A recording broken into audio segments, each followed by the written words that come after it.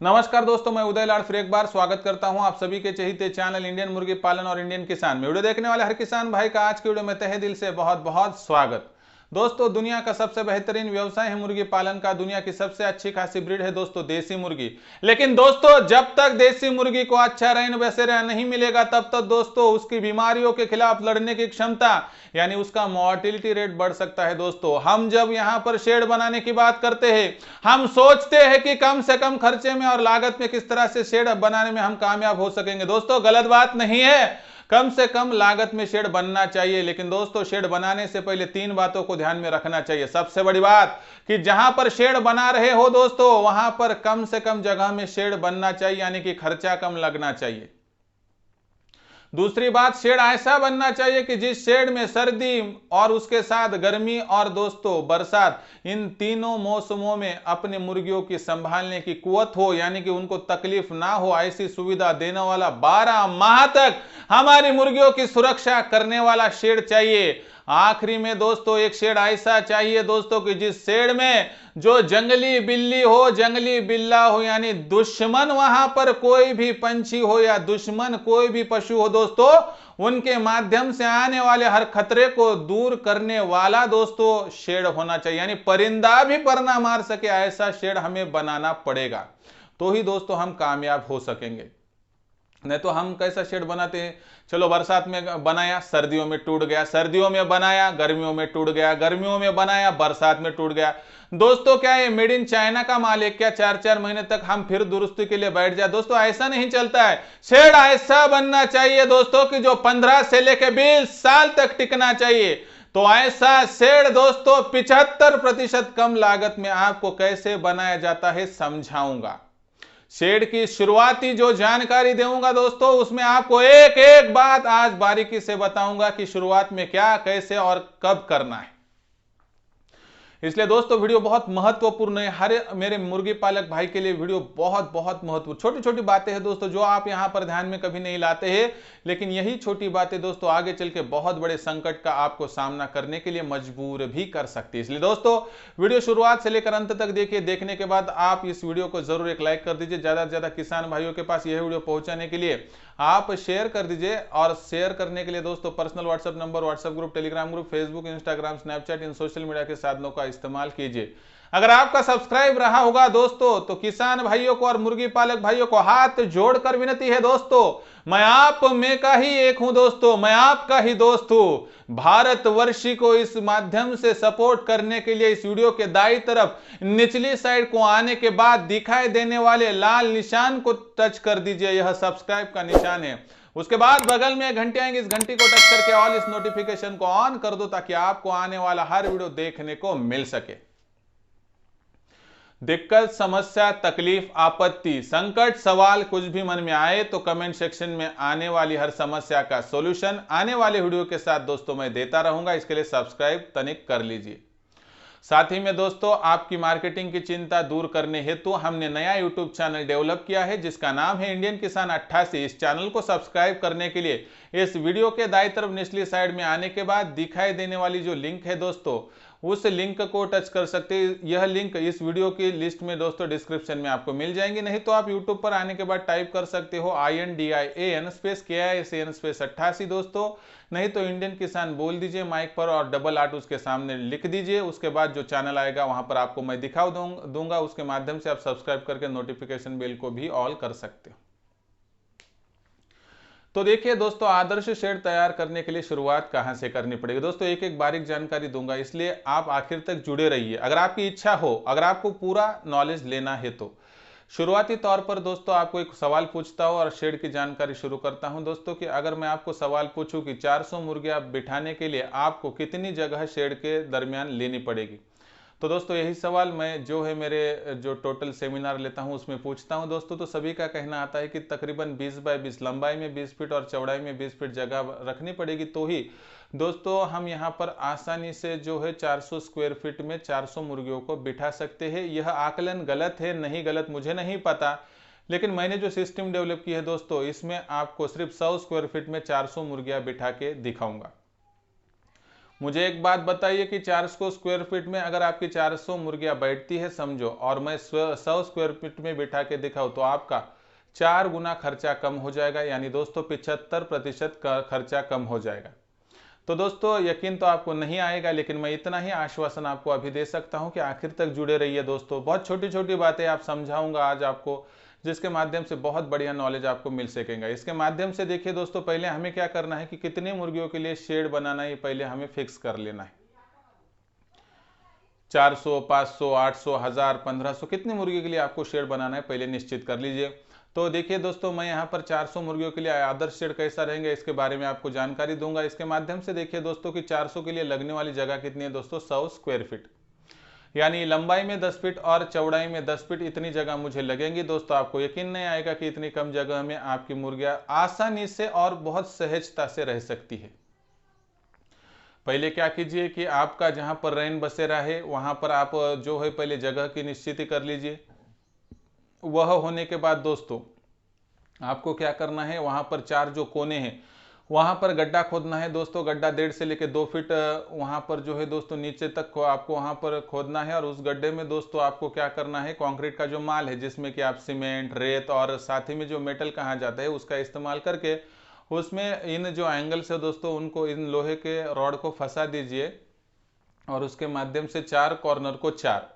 उसके बाद दोस्तों जो अंदर ही जगह बचती है 100 स्क्वायर फीट पे, तो वहां पर आप जो है रॉक लाकर डाल सकते हैं, यानी कि जो हम जिसे खड़क कहते हैं या मुरम कहते हैं वो भी डाल सकते हो। और उस पर आपको साधारण तौर पर जो है दोस्तों उसको आपको दबा कर लेना है, और उस पर 3 इंच तक दोस्तों आपको है जो बेड करना है, कंक्रीट करना है, तो कहीं कहीं कोबा कहा जाता है, यह करके लेना है दोस्तों। यहाँ से क्या होगा कि निचली साइड से आने वाला नेवला हो या कोई भी वहां पर जंगली श्वापद हो दोस्तों, उसके माध्यम से जो डर बना हुआ रहता है निचली तरफ से दोस्तों, वो 100% हमेशा हमेशा के लिए दूर हो जाएगा। यानी हमने नीचे से आने वाली समस्या को यहाँ पर 100% दूर कर दिया है।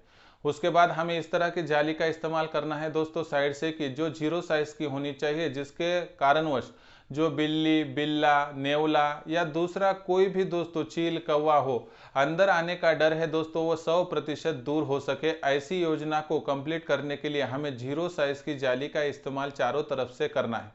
कभी कभी कोई पूछता है कि सर एक साइड से हमारे यहाँ पर बहुत ज़्यादा पहाड़ी एरिया होने के कारणवश बहुत ज़्यादा हवा अंदर आती है, तो ऐसे में क्या करें। जिस साइड से आपको लगता है कि बहुत ज़्यादा हवा अंदर की तरफ आपके जो पैक शेड है उसमें आएंगे और मुर्गियों को दिक्कत देंगे ऐसा लगता है, तो उस साइड से आप ईंट का जो है दोस्तों वहां पर बांधकामगी कर सकते हो, जिसके माध्यम से एक छोटी सी नहीं तो पूरा भी ढक लिया आपने तो दिक्कत की बात नहीं है।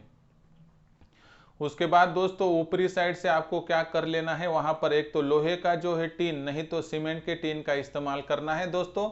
और इसके माध्यम से आपको सिर्फ एक बात यहाँ पर जानकारी में रखनी है कि ऊपर के साइड से कोई भी सुराग नहीं रखना है, कि जहां से कोई भी बिल्ली, बिल्ला या नेवला अंदर आ सके, ना ऊपर से, ना नीचे से, ना अंदर से, ना बाहर से, परिंदा भी पर ना मार सके, ऐसा शेड तैयार हमने कर लिया है। उसकी रचना इस तरह से ढांचे के रूप में आपको तैयार करनी पड़ेगी। तो पहली बात तो हमने यहाँ पर क्या किया है दोस्तों, कि जो हमारे मुर्गियों को तकलीफ देने वाले वहां पर जो पशु थे या पक्षी थे दोस्तों, उनके माध्यम से पूरा बचाव कर लिया है। ना निचली साइड से, ना ऊपरी साइड से, ना अंदर से, ना बाहर से कोई भी आ नहीं सकता है। उसके बाद दोस्तों आपको एक और जानकारी रखनी है कि अभी सर्दियों के मौसम में सर्दी गिरती है, बरसात के मौसम में बरसात आती है, गर्मियों के मौसम में गर्मी आती है। तो ऐसे में फिर तेज गर्मी में, तेज बरसात में और तेज सर्दियों के झोंकों में फिर हमारी मुर्गियों के लिए एक ही शेड चारों साइड से खुला है, तो कैसे हमारा एडजस्ट होगा दोस्तों। इसके लिए भी मेरे पास उपाय है। आपको क्या करना है, जो बाहरी तौर पर हमने 0 साइज की जाली लगाई दी है उसकी 1 फीट की ऊपरी जगह छोड़ देनी है, और चारों तरफ से दोस्तों आपको ऊपरी ऊंचाई में 1 फीट की जगह छोड़ने के बाद आड़ा पाइप डालना है दोस्तों, और उस आड़े पाइप पे आपको प्लास्टिक का पर्दा यूज करना है। इस प्लास्टिक के पर्दे की अगर बात करते हैं दोस्तों, तो इस प्लास्टिक के पर्दे के माध्यम से आपको ढक कर लेना है। ढकने का कारण यह है दोस्तों कि अगर बरसात के मौसम की बात करें तो बरसात के मौसम में जब मौसम में बरसात नहीं है तब उसे खोल दीजिए, बरसात शुरू है तो वहां पर बंद कर दीजिए। सर्दियों के मौसम में दिन भर खुला कर दीजिए, आप शाम के वक्त में ढक दीजिए। गर्मियों के मौसम में दिन और रात में आप खुला कर दीजिए। जब आकस्मिक बहुत ज़्यादा बरसात की संभावना नज़र आती है गर्मियों के मौसम में, तब आप ढकने के लिए इसे इस्तेमाल कर सकते हो। इसके माध्यम से दोस्तों 365 दिनों के लिए मजबूत शेड तैयार हो जाएगा, जिसमें सर्दी हो, गर्मी हो या बरसात हो, सभी मौसमों से के खिलाफ लड़ने के लिए हमारा यह जो शेड है दोस्तों सक्षम हो जाएगा। उसके बाद जो दिक्कत आती है दोस्तों कि हमने तो यह शेड तैयार कर लिया, लेकिन सर्दी में, गर्मियों में और बरसात में हमने अगर शेड को ढक लिया तो मुर्गियों को ऑक्सीजन कहाँ से मिलेगा। तो दोस्तों हमने वेंटिलेशन के लिए चारों तरफ से 1 फीट की ऊपरी जगह छोड़ दी है, उसके माध्यम से सभी को ऑक्सीजन प्रोवाइड हो पाएगा, इसलिए दिक्कत की बात नहीं। और जब बहुत अच्छी सूरज की रोशनी आएगी तो हम पर्दे खोल ही सकते हैं, दिक्कत की बात नहीं। उन पर्दों के जरिए खोलने के बाद 0 साइज के जाली के माध्यम से दुर्गंध पूरी जो है दोस्तों बाहर जाएगी।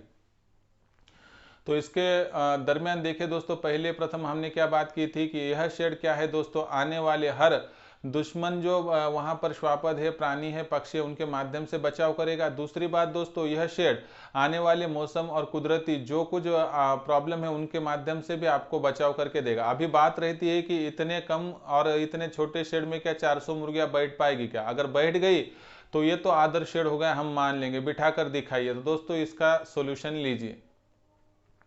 हमें यहाँ पर एक साइड से जो है दोस्तों 3x7 का दरवाजा छोड़ना है, बाकी बची चारों तरफ की जो जाली है दोस्तों उसको 1.5 फीट छोड़कर आगे की तरफ आपको ऊंचाई में 2 फीट पर, 4 फीट पर, 6 फीट पर और 8 फीट पर 10 फीट के दोस्तों पाइप लगवाने हैं।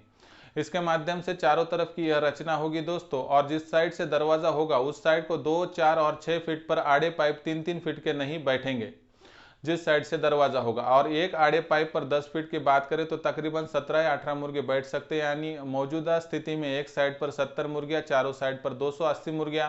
अगली साइड पर दोस्तों यहाँ पर जो है 20 मुर्गियां कम बैठेंगी, क्योंकि उसके यहाँ पर दोस्तों दरवाजे के कारणवश कुछ मुर्गियां कम बैठ जाएंगी।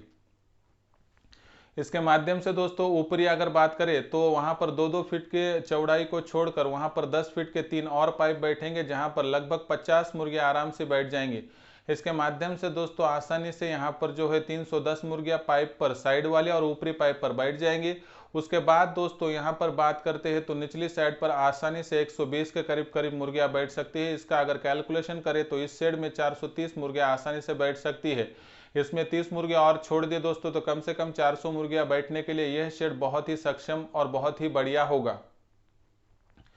दूसरी बात यहाँ पर करेंगे तो देखिए दोस्तों कि यहाँ पर आपको लगता होगा कि क्या मुर्गियां सहजता से बैठेगी, 100% बैठेगी, क्या मुर्गियां ऊपर चढ़ सकती है, 100% चढ़ सकती है। और जो वहाँ पर कमजोर मुर्गी है वह बहुत ही ज्यादा तंदुरुस्त मुर्गी के साथ उनका जो झगड़ा होता है दोस्तों वह भी टालने में आप कामयाब होते हैं। झगड़ालू मुर्गी ऊपर बैठती है और जो बहुत ज्यादा दोस्तों आश्वस्त रूप से कमजोर मुर्गी होती है वो निचली साइड पर बैठ जाती है, जिसके माध्यम से हर एक को वहां पर जगह का बंटवारा हो जाता है, जिससे कोई भी तकलीफ और मोर्टिलिटी रेट फार्म का नहीं बढ़ता है। इसके माध्यम से हर मुर्गी को जो सांस लेने के लिए हवा चाहिए होती है वो बहुत बढ़िया से मिलती है, क्योंकि सबके अंदर डिस्टेंस दरमियान होता है दोस्तों इस वजह से। और यही बात तो दोस्तों इस शेड की सबसे बड़ी खासियत है कि हम भूमिगत जगह के साथ साथ दोस्तों हवा में मिलने वाली जगह का भी इस्तेमाल कर चुके हैं दोस्तों। इसके माध्यम से हम इसे इजराइल टेक्निक का भी नाम दे सकते हैं। तो दोस्तों यह थी आदर्श शेड की व्याख्या, और आदर्श शेड कम से कम आपका चौथाई खर्चा बचाएगा, 75% खर्चा बचाएगा दोस्तों। यह ऐसा शेड था, यानी लगभग सिर्फ चौथाई खर्चे में आपको करके देगा। अगर आपको 100 रुपये शेड बनाने के लगते तो आप 75 रुपये बचा सकते हो दोस्तों ऐसी रचना करने के बाद। और यह शेड दोस्तों परिंदा भी मार ना सके, परिंदा भी पर ना मार सके, इतना मजबूत है। यह शेड जो है दोस्तों 365 दिन को आपकी तकलीफ दूर करेगा। यह शेड दोस्तों आपको आसानी से कम जगह में 4 गुना ज्यादा मुर्गियां बिठा कर दिखाएगा।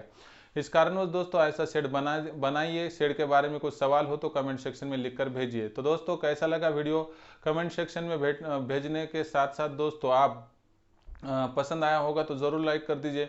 ज़्यादा से ज़्यादा किसान भाइयों के पास यह जो है दोस्तों शेड का वीडियो भेजने के लिए शेयर कीजिए। शेयर करने के लिए आप personal WhatsApp number, WhatsApp group, Telegram group, Facebook, Instagram, Snapchat का भी इस्तेमाल कर सकते हो। रहा होगा आपका सब्सक्राइब करना। तो सभी किसान भाइयों से और मुर्गी पालक भाइयों से हाथ जोड़कर विनती है सब्सक्राइब करने के लिए। यह जो वीडियो आप देख रहे हैं दोस्तों, इसके दाईं तरफ निचली साइड को आने के बाद दिखाई देने वाले लाल निशान को टच कर दीजिए। उसके बाद कलर चेंज हो जाएगा और बगल में घंटे आएंगे, इस घंटी को टच करके ऑल इस नोटिफिकेशन को ऑन कर दो ताकि आपको आने वाला हर वीडियो देखने को मिल सके। तो दोस्तों ऐसा एक नया वीडियो लेकर मैं आपका दोस्त उदय लाड आप सभी के चहेते चैनल इंडियन मुर्गी पालन और इंडियन किसान में मिलता रहूंगा। तब तक के लिए मेरे हर किसान भाई का आज के वीडियो में तहे दिल से बहुत बहुत आभार।